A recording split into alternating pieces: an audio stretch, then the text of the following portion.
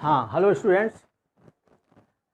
आज मैं आप लोगों की स्पेशल डिमांड पर क्लास 10th के लिए सोशल स्टडीज़ का एक चैप्टर लेके आया हूँ, जिसका नाम है nationalism in India.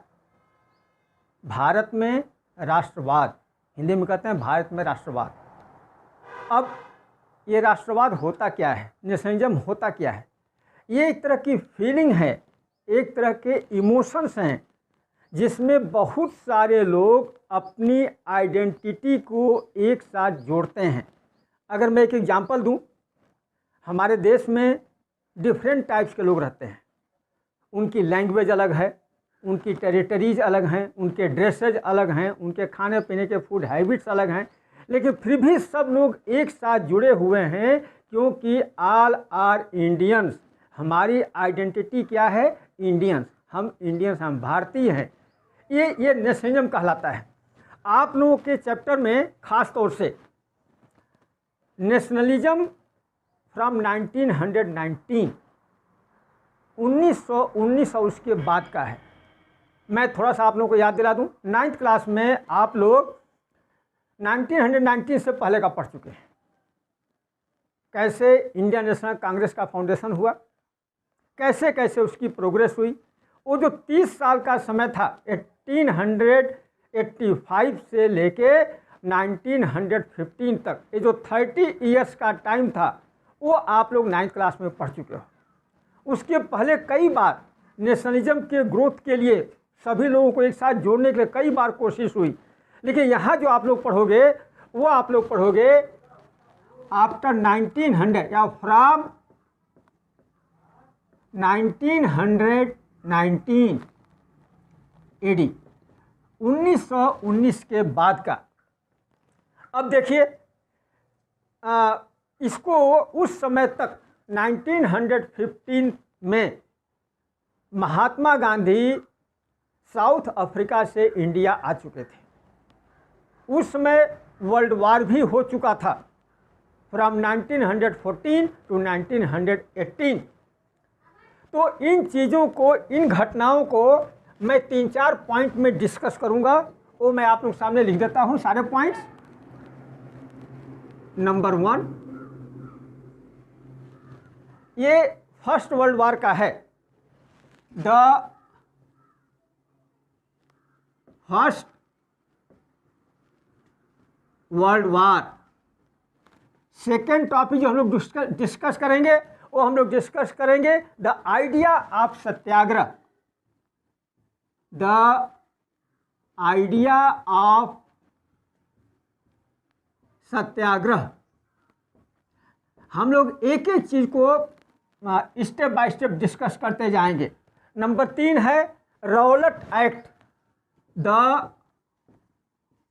Rowlatt Act and Jallianwala Bagh. Jallianwala Bagh, इन चीज़ों के बारे में हम लोग एक एक करके डिस्कस करते जाएंगे। और चौथा जो स्टेप है, after Jallianwala Bagh event. After Jallianwala Bagh event.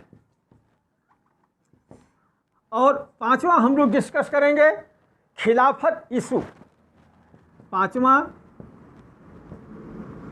खिलाफत इशू। मैं एक एक को डिटेल में आप सब डिस्कस करूंगा। और लास्ट या 6 हम लोग डिस्कस करेंगे non cooperation movement. Non cooperation movement. अब देखिए, मैं एक एक को डिस्कस करता हूं। सबसे पहले मैं लेके चलता हूं द फर्स्ट वर्ल्ड वार। देखिए, फर्स्ट वर्ल्ड वार में इंडिया डायरेक्ट पार्टिसिपेंट नहीं था। ये जो लड़ाई थी यूरोपियन कंट्रीज़ की थी, लेकिन चूंकि हम लोग के यहाँ अंग्रेज़ों ने हमारे देश को सब्जुगेट कर लिया था। यहाँ उन्हीं का आधिपत्य था, लड़ाई उनकी थी, लेकिन इनडायरेक्टली इंडियंस भी इसमें इन्वॉल्व थे। तो फर्स्ट वर्ल्ड वार का इफेक्ट क्या पड़ा? सबसे पहली चीज़ तो यहाँ पर लोगों को ज़बरदस्ती, ग्रामीण क्षेत्र से ज़बरदस्ती लोगों को सेना में भर्ती किया जाता था और फॉरेन कंट्रीज़ में, यूरोपियन कंट्रीज़ में युद्ध में सम्मिलित होने के लिए भेजा जाता था। इसका दुष्प्रभाव लोगों पर पड़ता था, ज़बरदस्ती किया जाता था। जो प्राइसेस थी सामान की, प्राइसेस की कीमत बहुत ज़्यादा हाई हो चुकी थी।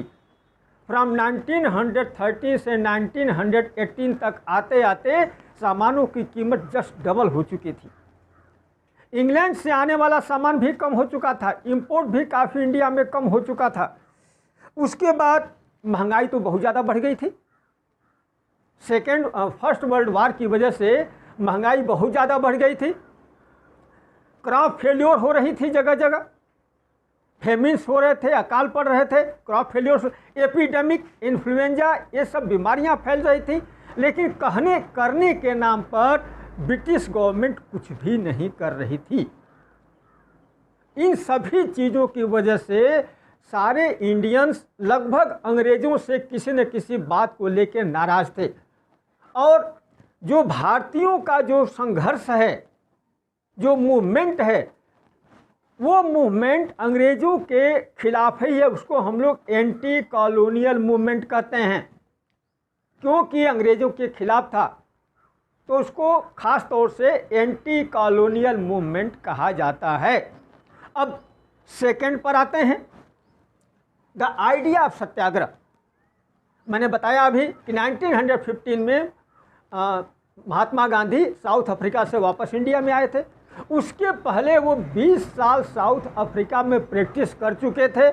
अंग्रेज़ों की रेसिस्ट रेजिम, जो रंग भेदी नीति थी उनकी, उसके खिलाफ उन्होंने वहाँ कई सारे आंदोलन चलाए थे।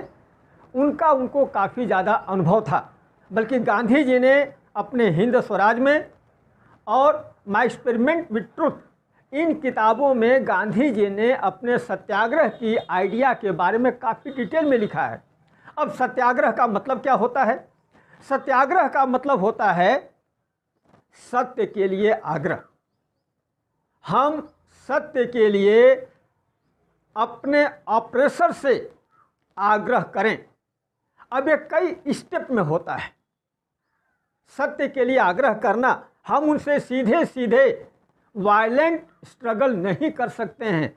तो हम उनको ये समझाएं कि सत्य क्या है और उनको सत्य जानने के लिए मजबूर कर दें। उसके स्टेप कई सारे होते हैं और आगे डिटेल में देखा जाए कैसे गांधी ने शुरू किया था। तो उन्होंने एक सत्याग्रह की आइडिया दी। ये एक नया टूल था गांधी जी का संघर्ष करने का। यहाँ पर संघर्ष का नया टूल था, नया हथियार था। उसके पहले लोग सीधे सीधे या तो मरते थे या मारते थे। लेकिन यहाँ पर जो गांधी जी की आइडिया संघर्ष करने की थी, बिल्कुल नई थी। ये भी अहिंसात्मक, नॉन वायलेंट थी। उसके बाद थोड़ा सा आते हैं रौलट एक्ट और जलियांवाला बाग। 1919 में ही ब्रिटिश की इंपीरियल गवर्नमेंट ने, इंपीरियल लेजिस्लेटिव काउंसिल ने एक कानून बनाया। उसका नाम था रौलट एक्ट। उसमें कई इंडियन मेंबर्स भी थे, लेकिन किसी की बात नहीं सुनी गई। ज़बरदस्ती इस कानून को पास किया गया और इस कानून का सीधा मतलब था पॉलिटिकल एक्टिविटीज़ को रोकना और जो भी विरोधी अपोजिट पॉलिटिकल एक्टिविस्ट हैं उनको डिटेन करना। उनको सीधे सीधे बिना किसी सूचना के अरेस्ट किया जा सकता था। उनको 2 साल तक बिना किसी ट्रायल के जेल में रखा जा सकता था। कोई केस नहीं चलती थी, कुछ नहीं बताया जाता था। अब रौलट एक्ट के बाद अंग्रेज़ों ने जगह जगह लोगों को अरेस्ट करना शुरू कर दिया, जेल में डालना शुरू कर दिया। तो जगह जगह कुछ स्ट्राइक्स भी हुई। इन स्ट्राइक्स में गांधी जी ने देखा कि अंग्रेज़ तो बहुत ज़्यादा ही दमन कर रहे हैं, बहुत ज़्यादा रिप्रेस कर रहे हैं। उन्होंने 6 अप्रैल का टाइम रखा कि 6 अप्रैल को हम लोग एक स्ट्राइक करेंगे। और उसमें तय हुआ कि हम लोग अंग्रेज़ों की सहायता नहीं करेंगे, हम उनके काम नहीं करेंगे। हम उनकी हेल्प नहीं करेंगे। ये सब चीज़ें चल रही थी, लेकिन कुछ जगह पर हिंसात्मक कार्रवाई भी हो गई। उस जगहों की वजह से पुलिस ने 1-2 जगह गोली भी चला दी। खास तौर से अमृतसर में मार्शल लॉ लागू कर दिया गया। अब 10 अप्रैल को मार्शल लॉ लागू हुआ। 13 अप्रैल को वहाँ बैसाखी मनाई जाती है पूरे पंजाब में। अमृतसर के जलियांवाला बाग में हजारों लोग इकट्ठे हुए। बैसाखी का मेला उनके लिए बड़ा पवित्र माना जाता है। और उस बाग में जहाँ लोग इकट्ठे हुए तो वहाँ कुछ प्रोटेस्टर्स भी थे, लेकिन आम तौर से गांव के पुरुष, महिलाएं, बच्चे, जिनको मार्शल लॉ के बारे में पता ही नहीं था, ये सब लोग यहाँ इकट्ठे हुए और इकट्ठे होके अपना प्रोसेशन वगैरह जो भी शांतिपूर्ण पीसफुल तरीके से कर रहे थे। वहाँ का कमांडर, आर्मी का कमांडर जनरल डायर वहाँ आया। एक ही एग्जिट गेट था। आने के बाद चारों तरफ से उसके सेना ने उसको घेर लिया, सभी लोगों को घेर लिया, और उसने कुछ मिनट का ही मौका दिया कि सब लोग जो निकलना चाहते हो निकल लो। जबकि उसकी बाउंड्री भी कई फीट ऊंची थी, जिसको पाँव ऊपर चढ़ के निकलना असंभव था, और एक ही दरवाज़ा था जहाँ से भी निकलना असंभव था। उसने कुछ ही मिनट के बाद, 1-2 मिनट के बाद ही फायरिंग का आर्डर दे दिया। सैकड़ों हजारों लोग वहाँ मारे गए थे। जलियांवाला बाग ये मैसेक्रे कहलाता है, हत्याकांड कहलाता है। पूरे विश्व में ब्रिटिश गवर्नमेंट की, ब्रिटिश सरकार की बड़ी किरकिरी हुई थी। उसके बाद अब थोड़ा अगले पर आते हैं। आफ्टर जलियांवाला बाग, जलियांवाला बाग की घटना के बाद पूरे देश में लोग बौखला गए थे। जगह जगह लूट पाट, हत्या, प्रोसेसन, प्रोटेस्ट, रेल लाइनों को तोड़े जाना, टेलीग्राफ का वो उनको बस्ट किया जाना, ये सारी चीज़ें शुरू हो गई। चारों तरफ लोगों को, सभी बड़े नेताओं को गिरफ्तार कर लिया गया। गांधी जी को दिल्ली में प्रवेश करने से रोक दिया गया, आप दिल्ली में नहीं आ सकते हो। अब उसी समय गुजरांवाला में, पंजाब, पाकिस्तान में पंजाब प्रांत में गुजरांवाला एक जिला है, वहाँ पर अंग्रेज़ों ने बम ब्लास्ट करवा दिया। बहुत लोग मारे गए। इस हिंसा को, इस वायलेंस को देखते हुए गांधी जी ने तुरंत उस आंदोलन को वहीं समाप्त कर दिया, ख़त्म कर दिया। लेकिन सबके अंदर गुस्सा तो था ही। ये जो रॉलेट एक्ट के बाद जो आंदोलन शुरू हुए थे, उसको गांधी जी ने वहीं रोक दिया। अब गांधी जी के दिमाग में आया कि अभी तक तो जो आंदोलन था ये कुछ चुने हुए क्षेत्रों में ही था। अब कैसे इसका विस्तार किया जाए, पूरे देश के लोग कैसे इस आंदोलन में पार्टिसिपेट करें, इसके लिए उन्होंने जगह जगह लोगों से मिलना शुरू किया। खास तौर से वो जानते थे कि जब तक मुस्लिम यहाँ नहीं मिलेंगे तब तक ये आंदोलन बड़ा नहीं हो पाएगा। गांधी जी ने मुस्लिम लोगों को साथ जोड़ने के लिए खिलाफत आंदोलन को आधार बनाया। अब मैं बता दूं ये खिलाफत इशू क्या है। फर्स्ट वर्ल्ड वॉर में ही ओटोमन एम्पायर, टर्की एम्पायर का पतन हो चुका था। मुसलमानों के जो सबसे बड़े खलीफा थे, खलीफा क्या है, स्पिरिचुअल और रिलीजियस हेड माने जाते हैं इस्लाम में मुसलमानों के, उनको अबदस्त कर दिया गया था, उनकी सारी पावर सीज कर ली गई थी। ये मुसलमानों के लिए बड़ा ही अपमानजनक था। वो चाहते थे कि खलीफा को फिर उनकी पावर दी जाए, उनको एक सम्मानजनक स्थिति दी जाए। गांधी जी ने क्या किया, खिलाफत को नॉन कोऑपरेशन मूवमेंट से जोड़ना चाहा। नॉन कोऑपरेशन मूवमेंट कि ये दोनों अगर एक साथ जुड़ जाएं तो शायद ये आंदोलन बहुत बड़ा रूप ले सकता है। मार्च 1919 में ही खिलाफत इशू से जुड़े हुए 2 लोग, मोहम्मद अली और शौकत अली, ये दोनों भाई थे। इन लोगों ने वहाँ एक संस्था बना रखी थी। गांधी जी से आके लोग मिले, वो भी चाहते थे कि खिलाफत मूवमेंट चलाया जाए। खास तौर से शौकत अली बहुत ज़्यादा एक्टिव थे।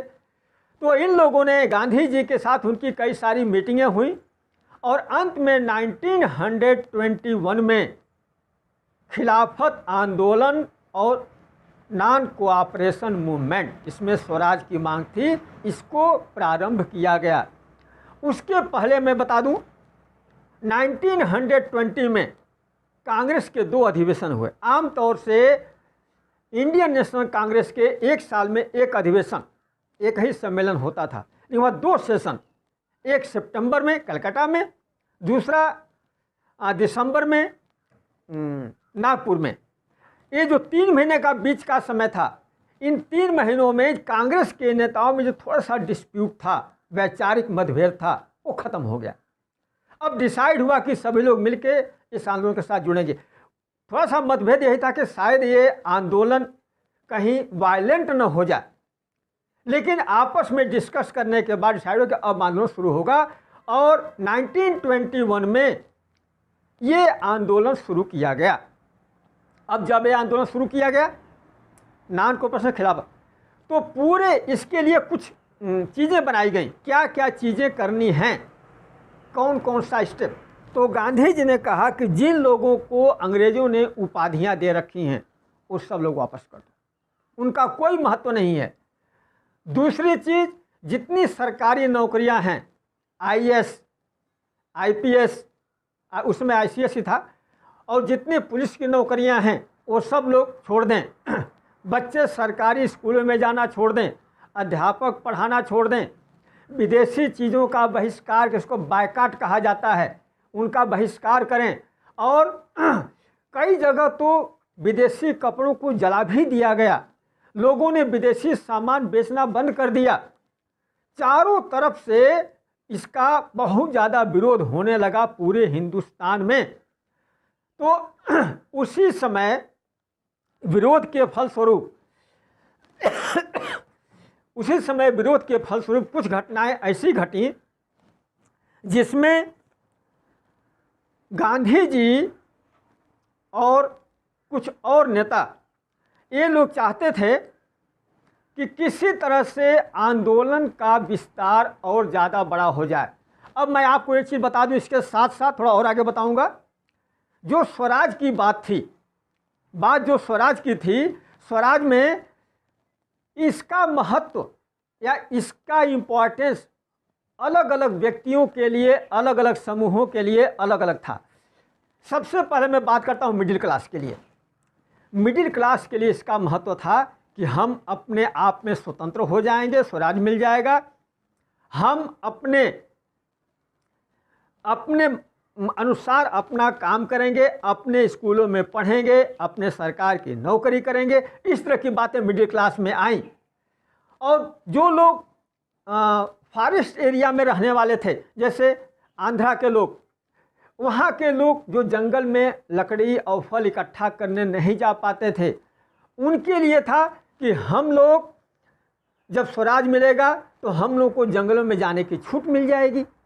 और उसी समय जो लोग उधर थे, क्या बोलते हैं, आंध्रा के लोग, अवध का भी बता दें एक तरह से, अवध में भी किसानों का आंदोलन शुरू हुआ।